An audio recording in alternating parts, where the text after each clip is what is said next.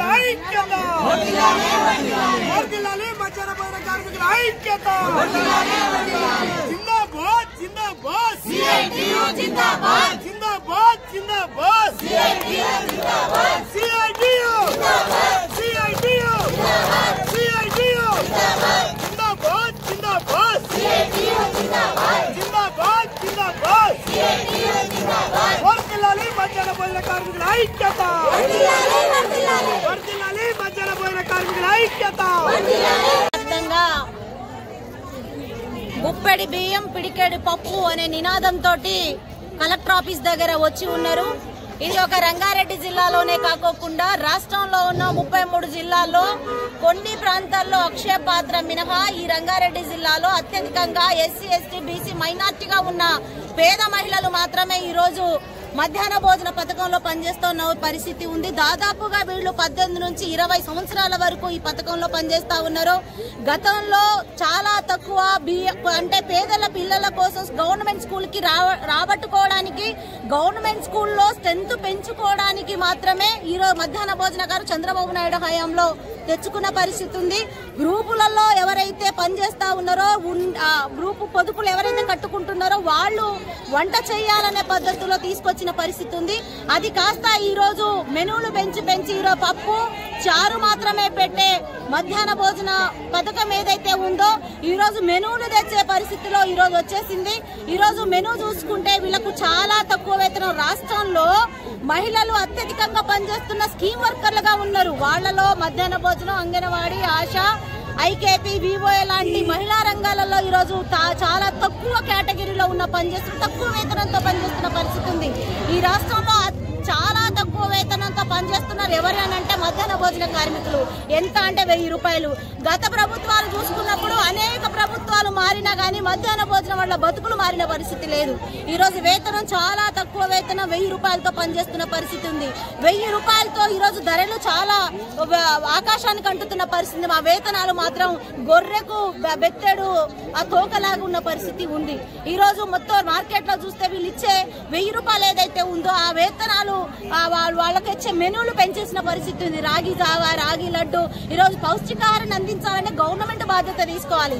కానీ మధ్యాహ్న భోజన కార్మికులకు వేతనాలు పెంచుకోకుండా మేము 18,000 రూపాయలు వేతనం ఇవ్వమంటున్నాం. ధరలకు అనుగుణంగా వేతనాలు పెంచండి అంటున్నాం. పిఎఫ్ ఇవ్వండి అంటున్నాం.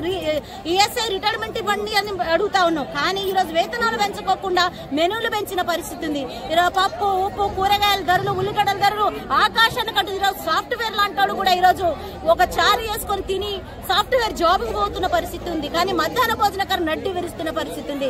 గత ప్రభుత్వాలు కేసీఆర్ గవర్నమెంట్ లో ఉన్నప్పుడు వీళ్ళు సమ్మెల దిగినప్పుడు సందర్భంగా 1000 రూపాయలు మీకు వేతనాలు 2000, 3000 ఇస్తా అని చెప్పాడు. 3000 కాదు కదా 30 రూపాయలు పెంచిన పరిస్థితి. అది కాగితాలకే పరిమితమైంది. కేసీఆర్ గారు ఎన్నికలు వస్తున్న సందర్భంగా భయంతో ఒక 2 నెలలు మాత్రమే ఇచ్చాడు. ఆ రోజు నుంచి ఈ రోజు వరకు ఇవ్వని పరిస్థితి గవర్నమెంట్ ని చూసాం. తర్వాత ఆ నిరంకుశ పాలన ఏదైతే ఉందో కేసీఆర్ గారిది అంతం ప్రకటియాలని చెప్పేసి ఈ రోజు మధ్యాహ్న భోజన కంకణం కట్టుకున్న పరిస్థితి ఉంది. ఈ రోజు ఖచ్చితంగా ఈ కుటుంబ పాలన ఏదైతే ఉందో అంతం చేయాలని చెప్పేసి వాళ్ళు సమ్మెలకు దిగిన పరిస్థితి ఉంది. సమ్మెలో దిగిన తర్వాత మా సమ్మె డిమాండ్లు ఏవైతే ఉన్నాయో మేము చాలా డిమాండ్లు పెట్టాం. పిఎఫ్ ఇవ్వాలి, ఈఎస్ఐ ఇవ్వాలి, రిటైర్మెంట్ ఇవ్వాలి, అలానే కనీస వేతనం ఇంప్లిమెంట్ చేయాలి, పెద్ద కోర్టు ఇచ్చిన తీర్పున అమలు చేయాలి, రాష్ట్రాలు గౌరవించాలని చెప్పేసి సమ్మెలో దిగిన పరిస్థితి ఉంది.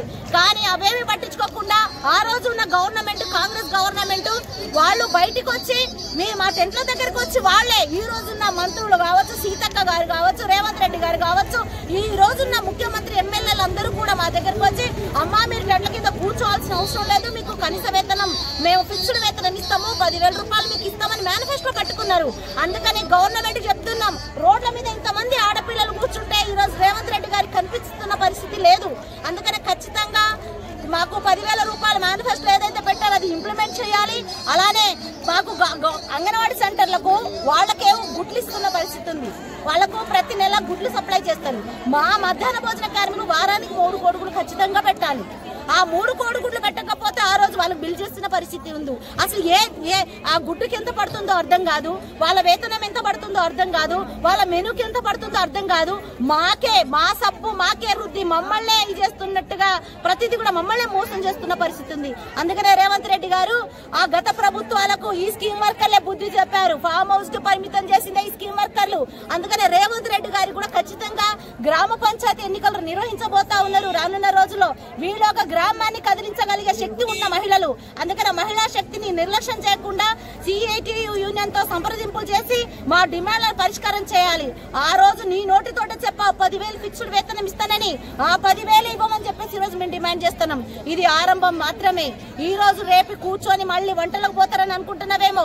అక్షయ పాత్ర, మన్నా ట్రస్ట్ ముద్దు పేర్లతో ఎవరైతే కేంద్ర బీజేపీ మొత్తం ప్రైవేటీకరణ చెయ్యండి అని చెప్పేసి ఆ మన్నా ట్రస్ట్ లాంటి వాళ్లకు లావాదేవీలు పర్సంటేజ్లతోటి మొత్తం పురుగులన్నతోటి హాస్టల్లో చూడాలా.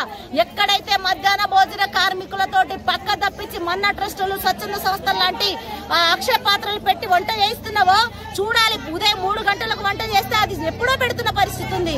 ఈ రోజు మొత్తం అస్వస్థకు గురయ్యి పిల్లలందరూ కూడా హాస్పిటల్ పాలే, చాలా మంది మధ్య కాలంలో చనిపోయిన పరిస్థితి ఉంది. అదే మధ్యాహ్న భోజన కార్మికులు ఎక్కడైతే వంట చేస్తా ఉన్నారో ఆ వంట చేసి వేడి అన్నందుకు గవర్నమెంట్ స్కూల్కి వెళ్తున్న పరిస్థితి ఉంది. అంటే ఇదంతా కూడా ఏందనంటే మా పిల్లలకు చదువు దూరం చేసి భోజనాలు దూరం చేస్తే మేమంతా కూడా అంటే మా పిల్లలు చదువుకోకుండా చేయాలి, నీ రెడ్డి పరిపాలన చేయాలని చూస్తున్నామేమో. ఇది సరి అయింది కాదు.